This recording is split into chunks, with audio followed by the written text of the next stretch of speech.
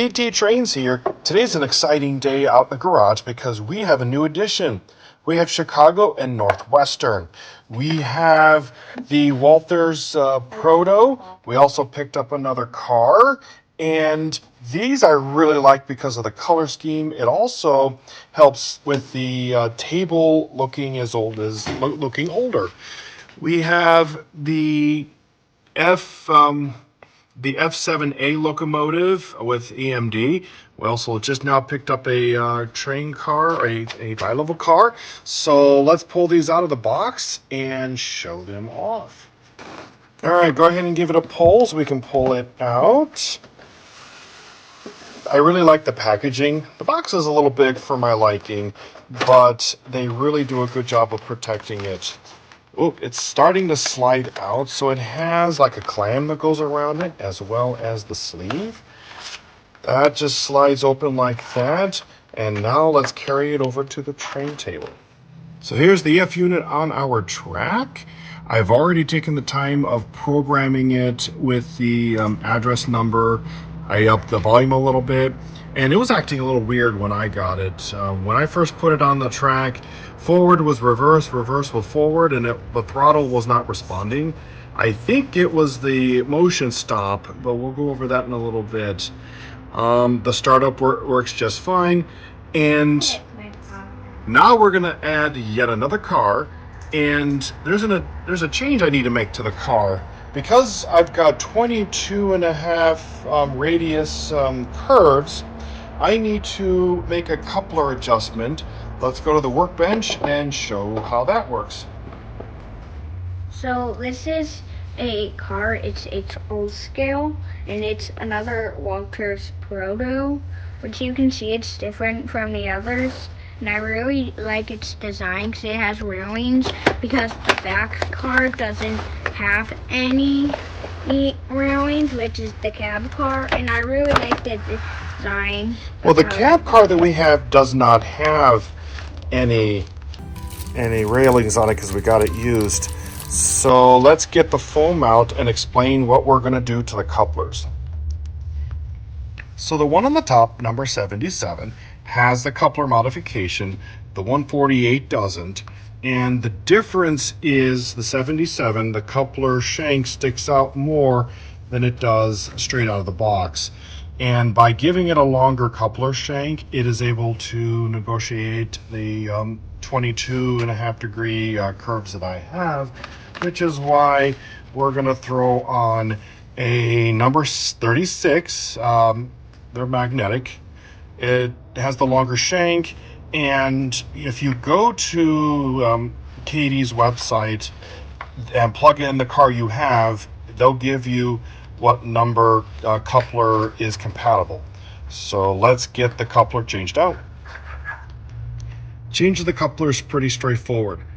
That Phillips comes off, this Phillips comes off, this plate gets removed, and you're able to slide the new one on there. So let me go ahead and start removing the screws.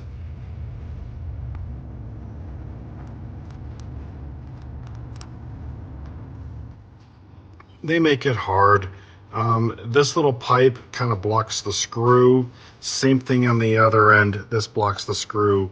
But now that we have it off, I'm going to take the old coupler, which is right there, replace it with that one, which is a little bit longer, and then this train car will then be able to make my curves. All right, I got the plate back into place. You can already see that the coupler sticks further out from the door. I do like these cars because they are already set up with the pickups for lighting. The top pops off. There'll be two tabs over here on one of the sides, and Walthers makes a lighting kit that just attaches right in and you're good to go. Where this top comes off, these are the two tabs that connect to the base that allow you to connect your power. So here we are. Here's our F unit behind 77.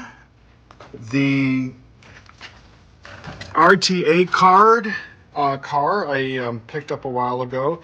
I do want to switch that out for green and use it every now and then, but I do have 4 cars. Here's the 148 with its new couplers, and you can see it does provide a nice gap so that they can do the turns. And here is our cab car. The cab car we picked up at a train show. It doesn't have any railings. I had to glue the railing along the bottom here, but it looks great. Let's go ahead and get things turned on. All right, we are now fully on the track, and we are ready to go. My engineer has just hit number 8, which turns on the track. Number 6, which is our ditch lights. You also have number 5, which is the warning light, the blinking beacon. Turn number 5 back on. There we go. We also want to make sure we test our horn. That's number 2. And then that's our bell. You are able to go in and change the bell because there is a brass bell or there's a bronze bell. We kind of left it where it was. I want a bronze bell. You want the bronze one? We'll have to do that one later. So go ahead and rev up the engine and let's get moving, all right?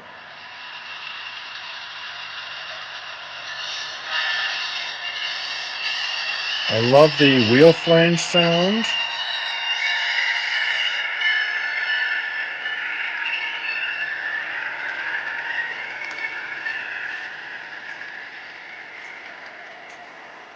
We are on the move. I was just heading to their house. And tucked there in the back is still a DC engine, but it will run with my Zephyr. I just need to get another controller hooked up. All right, move your arm, please, so that we can see the train come through here. Let's go a little faster. I don't want to crash it, so I'm just going to go slow. That's a good idea.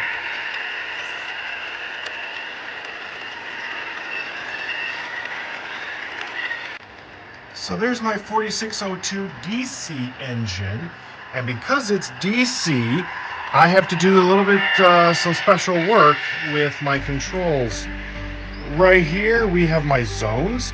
As soon as I lift up zone 8, which is where that engine's parked, we'll hear the digital signal. The light also comes up.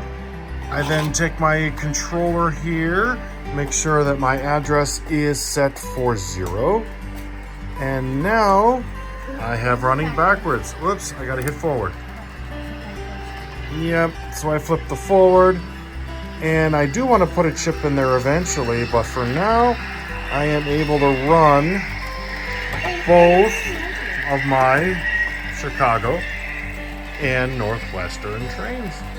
Yeah, but because that one is different, it's round on up the top. Some of this because this looks kind of like square, but I really like that, our new one, because it has sound, and I really like the detail of the blinking light right there. I really like that too.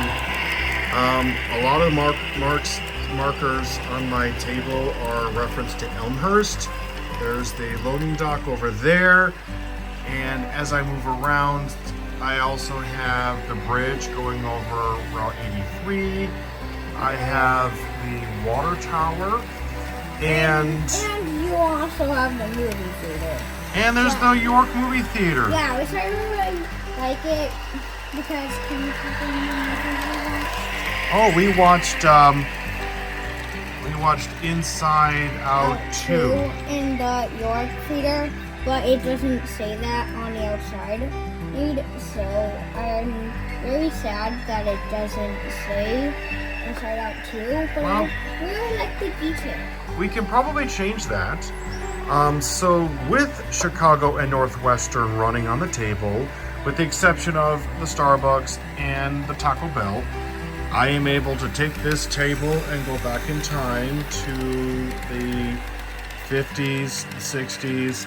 Once I take the RTA, that grade train car off of there, I can go back even further. I just needed to figure out when this paint scheme started replacing the green and yellow. So let me walk around the table, show off this train while we play some music.